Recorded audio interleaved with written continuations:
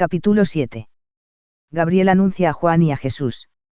Juan el precursor. Relacionanse con las profecías sobre el nacimiento de Cristo, otras concernientes a uno que lo precedería e iría adelante para preparar el camino. No es sorprendente, pues, que a la anunciación del advenimiento inmediato de este precursor siguiera luego de la del Mesías, ni que las proclamaciones fuesen hechas por el mismo embajador celestial, Gabriel, enviado de la presencia de Dios. Aproximadamente 15 meses antes del nacimiento del Salvador, ministraba en las funciones de su oficio en el templo de Jerusalén, Zacarías, sacerdote del orden o la suerte de Aarón. Su esposa, Elisabet, era también de linaje sacerdotal, pues era contada con los descendientes de Aarón. Este matrimonio jamás había sido bendecido con hijos, y al tiempo de que hablamos ambos eran ya entrados en años y con tristeza habían desahuciado toda esperanza de tener posteridad. Zacarías pertenecía a la suerte sacerdotal de Abías. Era la octava, por orden, de las 24 suertes establecidas por el rey David, y a cada suerte le estaba señalado por turno servir en el santuario durante una semana. Se recordará que al volver el pueblo de Babilonia solo hubo representación de 4 de estas suertes, pero en cada una de estas 4 había un promedio de más de 1400 hombres. Durante su semana de servicio se requería que cada sacerdote escrupulosamente conservara un estado de pureza ceremonial en cuanto a su persona, tenía que abstenerse del vino y de todo alimento que no fuera particularmente prescrito, tenía que bañarse frecuentemente, vivía dentro de los recintos del templo y de este modo quedaba aislado de toda asociación con su familia, no le era permitido acercarse a los muertos, ni lamentar en la costumbre establecida, aun cuando la muerte le arrebatara a uno de sus deudos más cercanos. Nos es dicho que la selección diaria del sacerdote que habría de entrar en el lugar santo para quemar el incienso sobre el altar de oro, se determinaba por suerte, y también sabemos, de fuentes históricas aparte de la Biblia, que por motivo del gran número de sacerdotes, el honor de oficiar en este acto raras veces volvía a caer en la misma persona. Este día la suerte había caído sobre Zacarías. Fue una ocasión solemne en la vida de este humilde sacerdote de Judea, este día de su vida en que le sería requerido prestar el especial y particularmente sagrado servicio. Dentro del lugar santo, solo el velo del templo separaba a Zacarías del oráculo, o sea el lugar santísimo, el santuario interior en el cual nadie entraba sino el sumo sacerdote, y aun éste no podía entrar sino en el día de la expiación, después de extensos preparativos ceremoniales. El lugar y la ocasión provocaban los sentimientos más nobles y rebrands. Al ejercer Zacarías su ministerio dentro del lugar santo, el pueblo que estaba afuera se postró para orar, atento a que apareciera el humo del incienso sobre la gran división que formaba la barrera entre el sitio de la Asamblea General y el lugar santo, y esperando que saliera el sacerdote y pronunciara la bendición.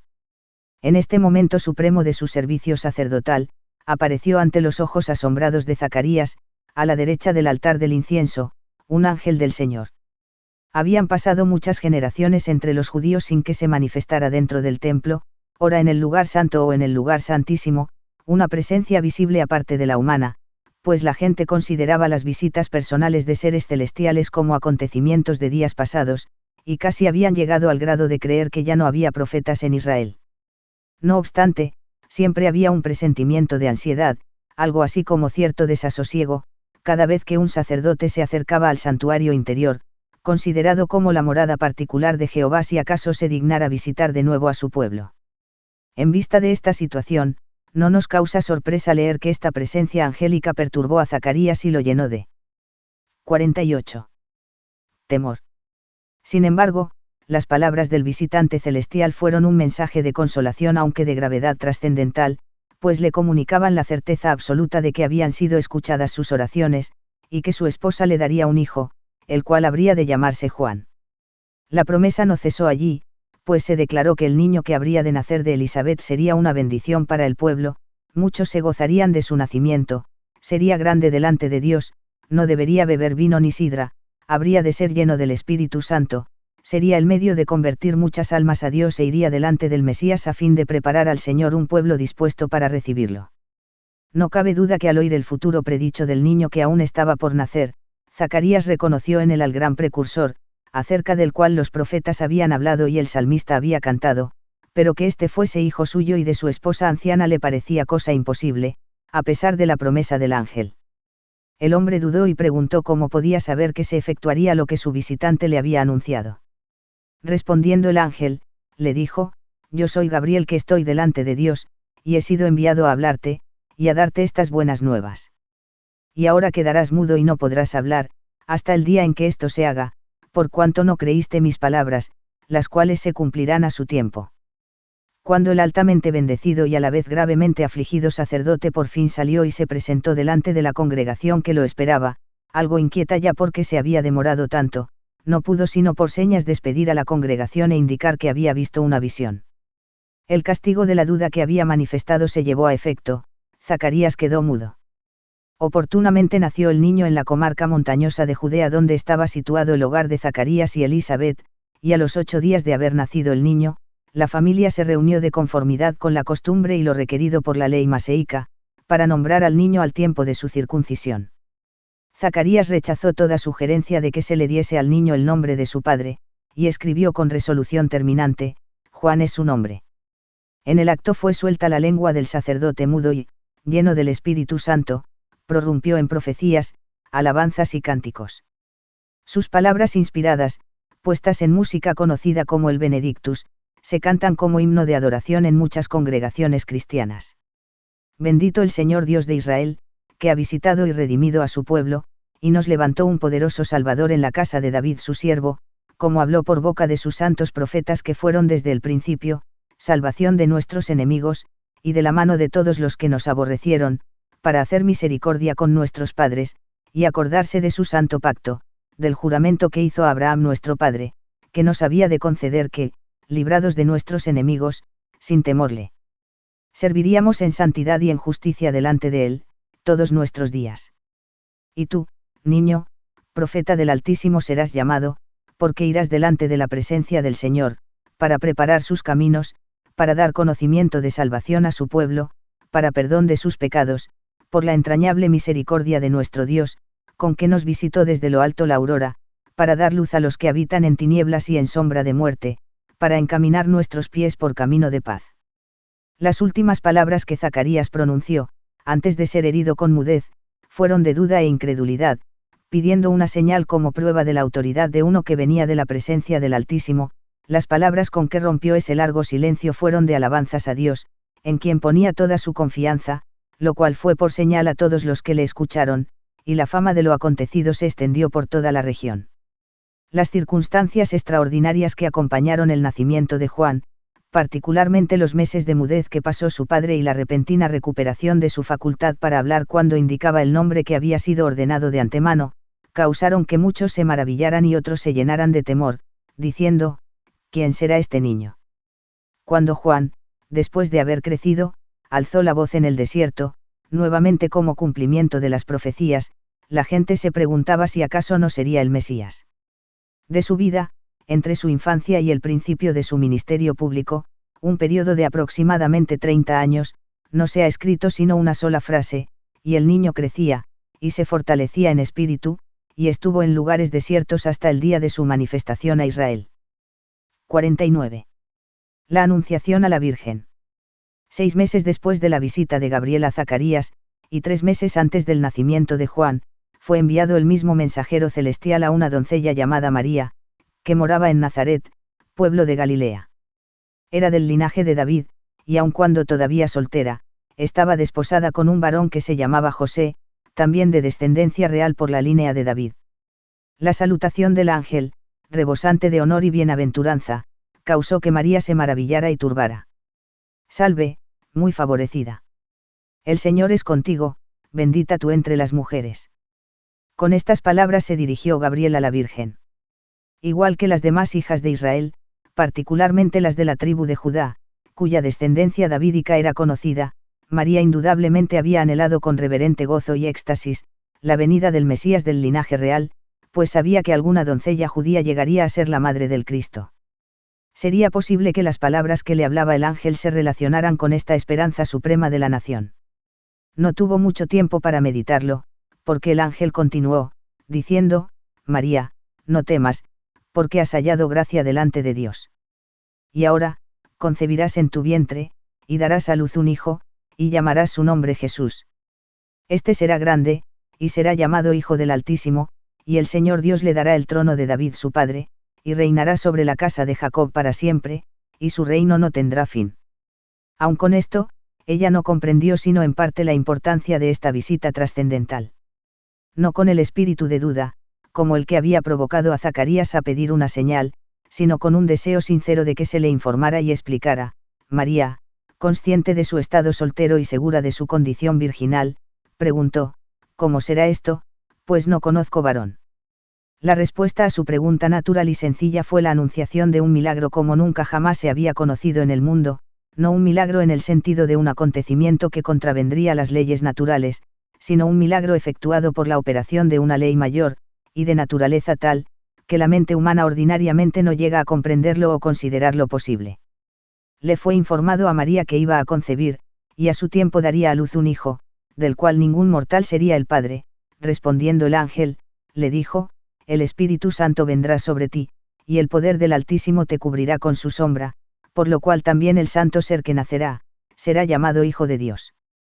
Entonces el ángel le hizo saber de la condición bendita de su prima Elisabet, que había sido estéril, y como explicación final y suficiente, añadió: porque nada hay imposible para Dios.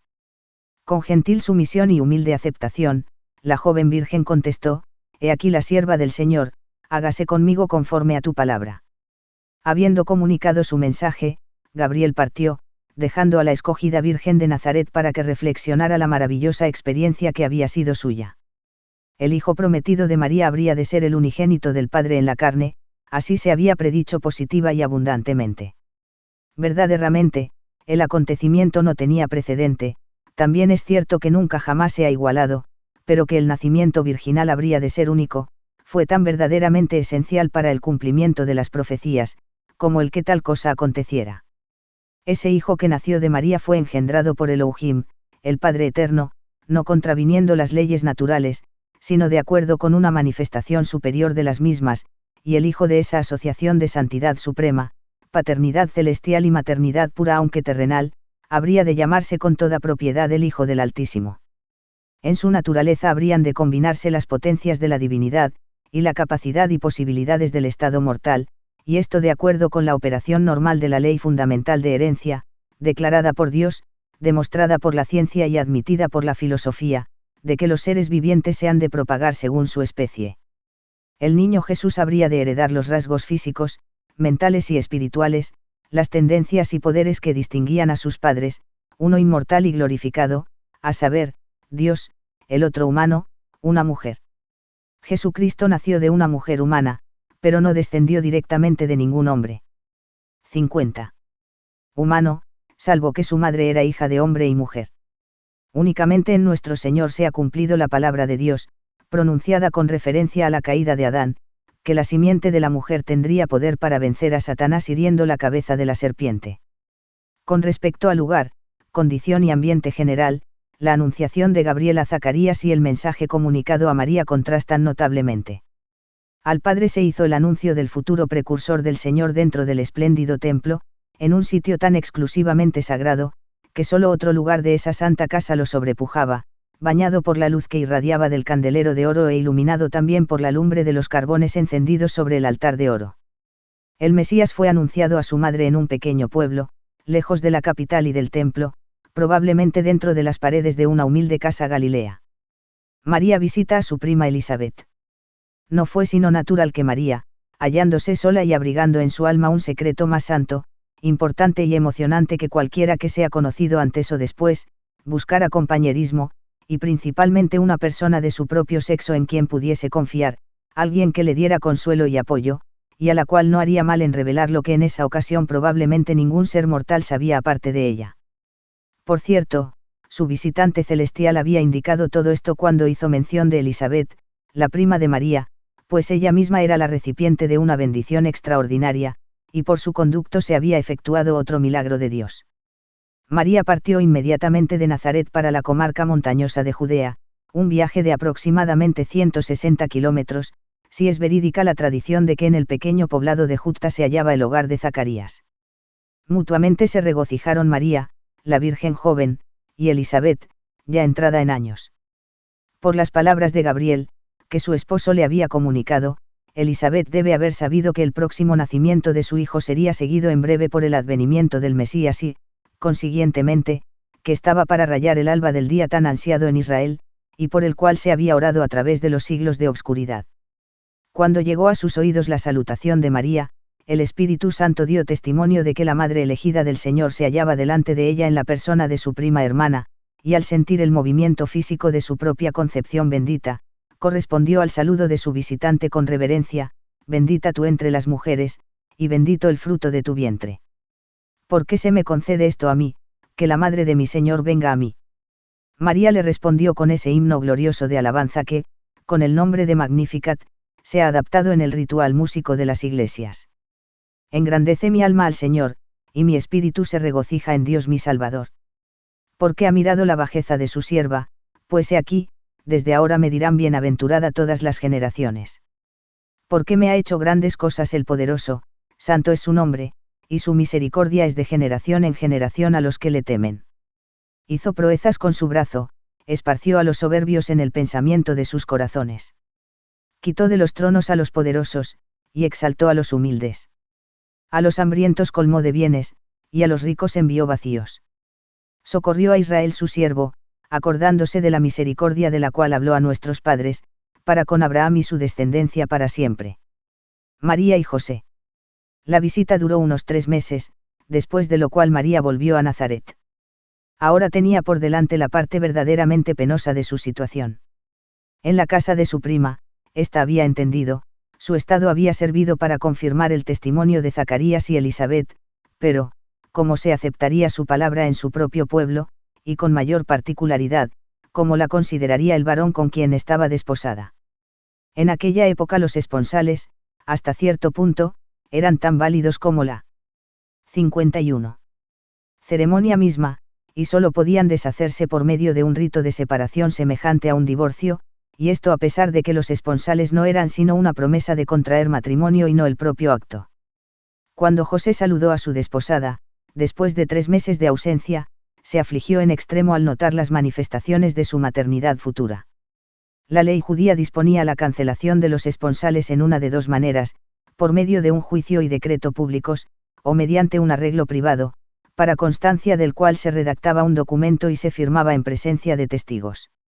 José era un hombre justo, cumplidor estricto de la ley, pero no extremista severo. Además, amaba a María y le evitaría toda humillación innecesaria, pese a su propia tristeza y sufrimiento. La publicidad lo llenaba de horror al pensar en María, de manera que se resolvió a anular los esponsales con toda la discreción que la ley permitiera. Se hallaba afligido y perturbado por causa de lo que tendría que hacer en el asunto, y pensando él en esto, he aquí un ángel del Señor le apareció en sueños y le dijo: José, hijo de David, no temas de recibir a María tu mujer, porque lo que en ella es engendrado, del Espíritu Santo es. Y dará a luz un hijo, y llamarás su nombre Jesús, porque él salvará a su pueblo de sus pecados. Grande fue el alivio que sintió José, y grande también su gozo al entender que la venida del Mesías, por tan largo tiempo anunciada, estaba cerca. Iban a cumplirse las palabras de los profetas: una virgen, para él la más estimada del mundo, había concebido, y en su tiempo daría a luz ese bendito Hijo Emanuel, que traducido es, Dios con nosotros. La salutación del ángel, José, hijo de David, fue significativa, y la forma en que se dirigió a él, y el uso de este título real debe haber sido indicación para José de que aun cuando era descendiente de reyes, su matrimonio con María no perjudicaría su posición en la familia.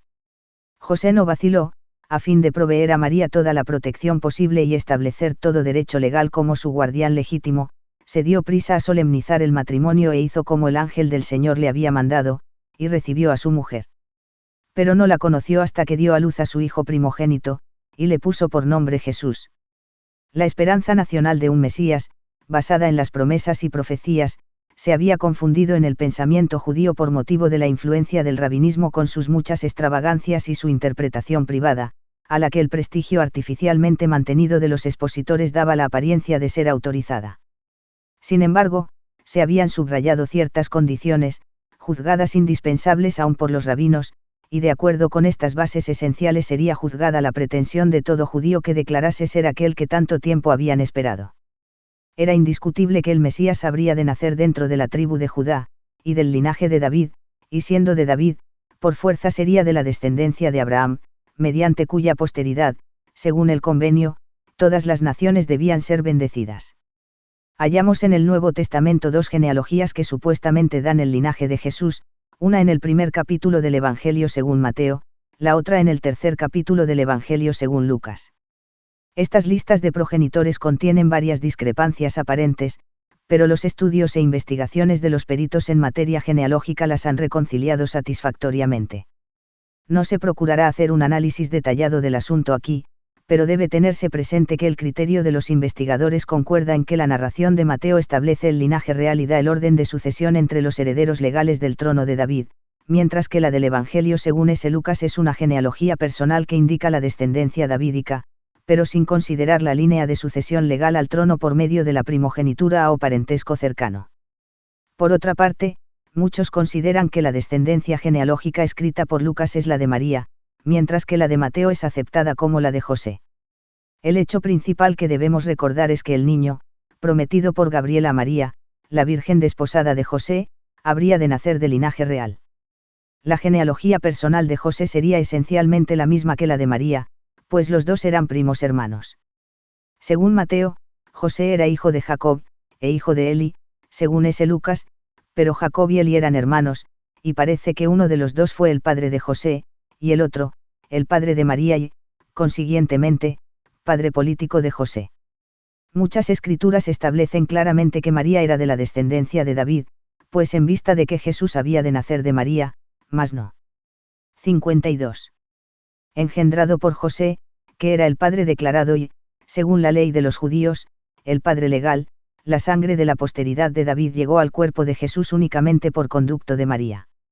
Nuestro Señor, llamado repetidas veces el Hijo de David, nunca repudió el título, antes lo aceptó como si debidamente le correspondiera. El testimonio de los apóstoles apoya con afirmación positiva la herencia real de Cristo por medio de su linaje terrenal, como lo hace constar la afirmación de Pablo, el erudito fariseo, acerca de su hijo, que era del linaje de David según la carne, y también, acuérdate de Jesucristo, del linaje de David, resucitado de los muertos. En ninguna de las persecuciones que lanzaban contra él sus enemigos implacables, ni en las acusaciones falsas presentadas en su contra, o los cargos particulares de sacrilegio y blasfemia que le imputaban por haber admitido que era el propio Mesías, se hace mención, o se halla la más leve indicación de que su linaje lo incapacitaba para ser el Cristo. Los judíos conservaban meticulosamente su genealogía, así durante la época de Cristo como después, de hecho, su historia nacional era principalmente una relación genealógica, y si hubiera habido posibilidad alguna de rechazar al Cristo porque no existían pruebas de su descendencia, el insistente fariseo, instruido escriba, altivo rabino y aristócrata saduceo la habría utilizado hasta lo último. En la época del nacimiento del Salvador, Israel se hallaba bajo el dominio de monarcas extranjeros. Los derechos de la familia real davídica no tenían validez, y el gobernador de los judíos era nombrado por Roma. Si Judá hubiese sido una nación libre e independiente, regida por su soberano legal, José el carpintero habría sido su rey, y el sucesor legal al trono, Jesús de Nazaret, rey de los judíos. La anunciación de Gabriel a María se refirió al hijo de David, en cuyo advenimiento la esperanza de Israel descansaba como sobre un fundamento seguro. Este ser, divinamente anunciado, era Emmanuel, el Dios que habría de morar con su pueblo en la carne, el Redentor del mundo, Jesús el Cristo. Notas al capítulo 7. 1. El santuario interior del templo, el lugar santísimo del templo de Herodes retuvo la forma y dimensiones del oráculo del templo de Salomón, por tanto, formaba un cubo geométrico de 20 codos en cada una de sus medidas principales. Entre este y el lugar santo colgaba un velo doble del material más fino, lujosamente bordado.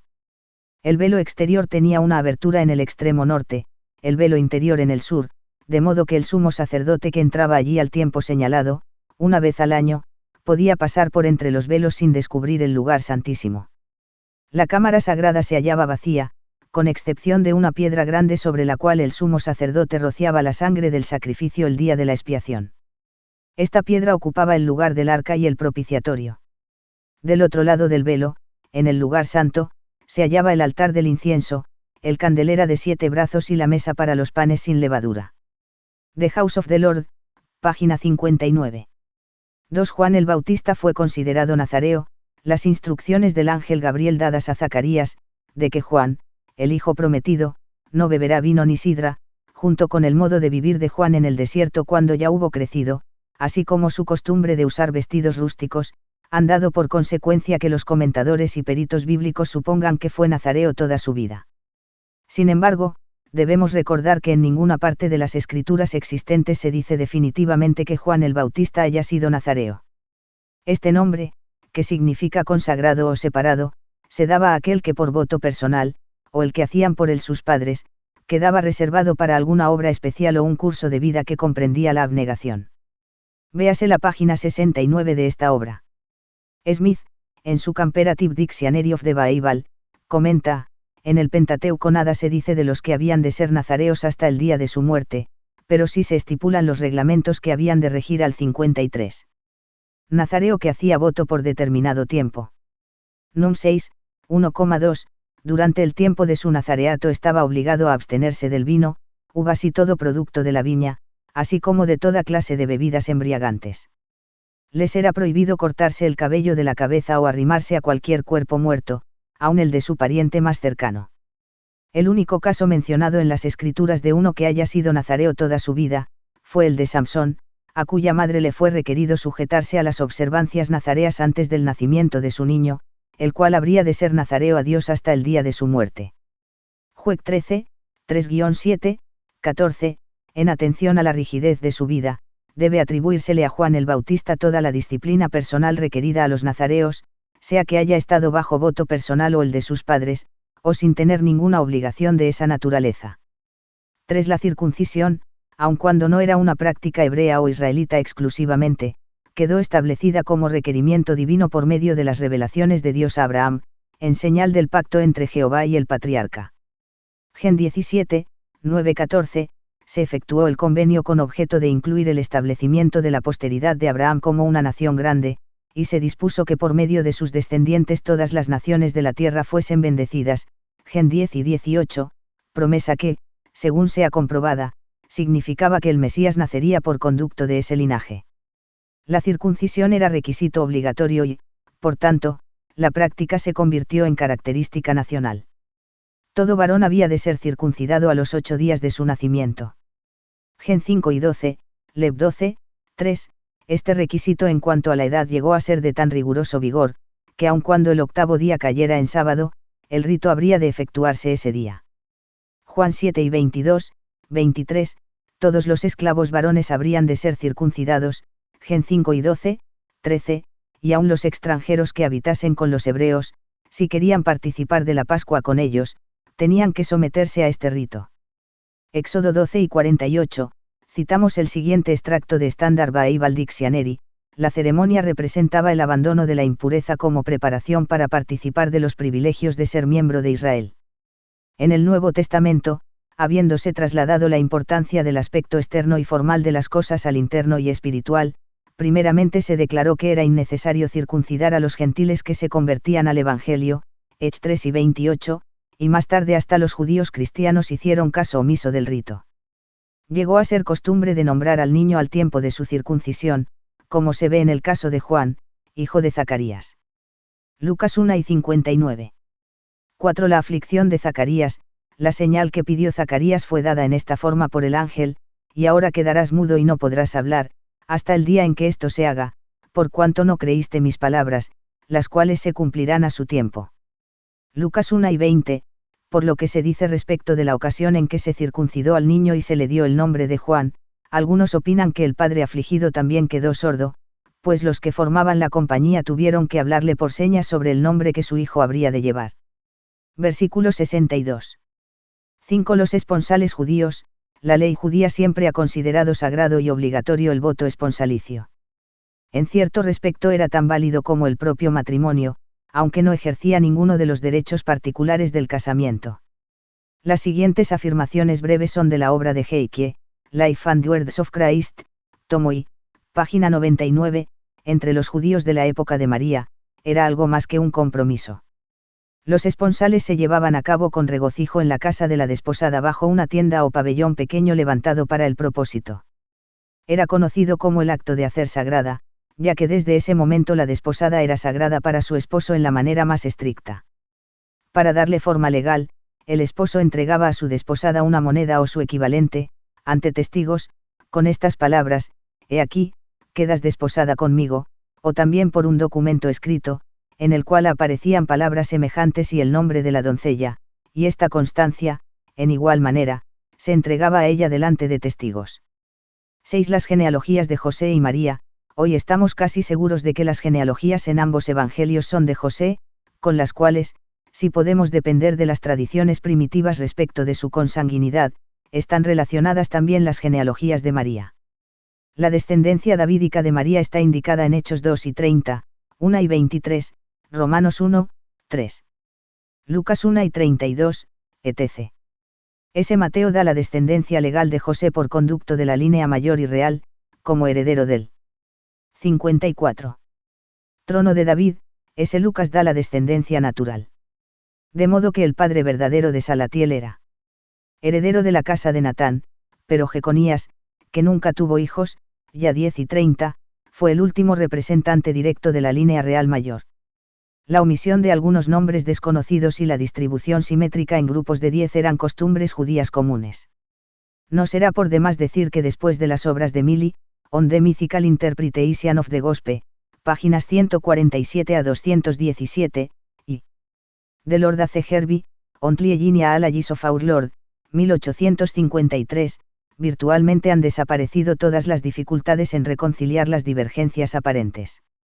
De manera que en este, así como en muchos otros casos, las discrepancias mismas que parecen ser las más irreconciliables y las más fatales para la exactitud histórica de los 4 evangelistas, resultan ser, al investigarse con más cuidado y paciencia, prueba adicional no solo de que son completamente independientes sino también enteramente confiables. Life of Christ, por Farrar, página 27, nota. El autor del artículo Genealogía de Jesucristo que se halla en la obra, Smith's Bible Dictionary. Dice: el Nuevo Testamento nos da la genealogía de solamente una persona, a saber, nuestro Salvador. Mateo 1, Lucas 3. Las siguientes proposiciones explicarán la construcción verdadera de estas genealogías, según Lord A. C. Hervey 1. Ambas son genealogías de José, es decir, de Jesucristo. Como el hijo supuesto y legal de José y María. 2. La genealogía de Mateo, como lo asegura Grotio, es la descendencia de José en virtud de sucesor legal al trono de David. La de Lucas es la genealogía particular de José, en la que se muestra su nacimiento real como hijo de David, indicando con ello por qué era heredero de la corona de Salomón. El principio sencillo de que un evangelista presenta la genealogía que contiene los herederos sucesivos del trono de David y Salomón, mientras que el otro presenta las raíces paternas de aquel que era el heredero, explica todas las anomalías, concordancia y discrepancia de las dos genealogías, así como la circunstancia de haber dos en primer lugar. 3. María, la madre de Jesús, era probablemente hija de Jacob y prima hermana de José su esposo. En el Journal of the Transactions of the Victoria Institute, or Philosophical Society of Great Britain, de 1912, tomo 44, páginas 9, 36, aparece un artículo, Las genealogías de nuestro Señor. Por la señora S. Lewis, junto con una discusión del asunto por muchos eruditos de habilidad reconocida, todo lo cual constituye una contribución valiosa a la literatura sobre este asunto. La escritora es una autoridad sobre manuscritos siríacos, y fue una de las dos mujeres que en 1892 descubrieron el palimpsesto siríaco de los 4 evangelios en la biblioteca del monasterio de Santa Catarina sobre el monte de Sinaí. La distinguida autora afirma que la relación de ese Mateo atestigua la genealogía real de José y que la tabla genealógica de ese Lucas comprueba la igualmente real descendencia de María. Dice la S.R.A. Lewis, el palimpsesto del Sinaí también nos dice que José y María fueron a Belén para ser empadronados allí, porque ambos eran de la familia y linaje de David. El canónigo Girlestone, comentando el artículo, hace hincapié pertinente en la posición de María como princesa de sangre rea, por motivo de su descendencia davídica, y dice: cuando el ángel le predijo a María el nacimiento del santo niño, le dijo: el Señor Dios le dará el trono de David su padre. Ahora bien, si José, con quien estaba desposada, hubiese sido el único que descendía de David, María habría contestado: aún no estoy casada con José, pero sencillamente dijo: no conozco varón, con lo que indicó claramente que en vista de ser descendiente de David, podría transmitir su sangre real a un hijo, si fuera casada, pero ¿cómo podía tener un hijo real mientras todavía era virgen? Después de mencionar brevemente la ley judía respecto de la adopción, la cual dispone, según el Código de Hammurabi, sección 188, que si un hombre le enseña un arte a su hijo adoptivo, a este le son confirmados por ese medio todos los derechos de herencia. El mismo autor agrega: si la corona de David se hubiese entregado a su sucesor en la época de Heredes, le habría correspondido a José. ¿Y quién habría sido el sucesor legal de José? Jesús de Nazaret habría sido el rey de los judíos, y el título que fijaron sobre la cruz expresó la verdad. Dios lo había levantado a la casa de David.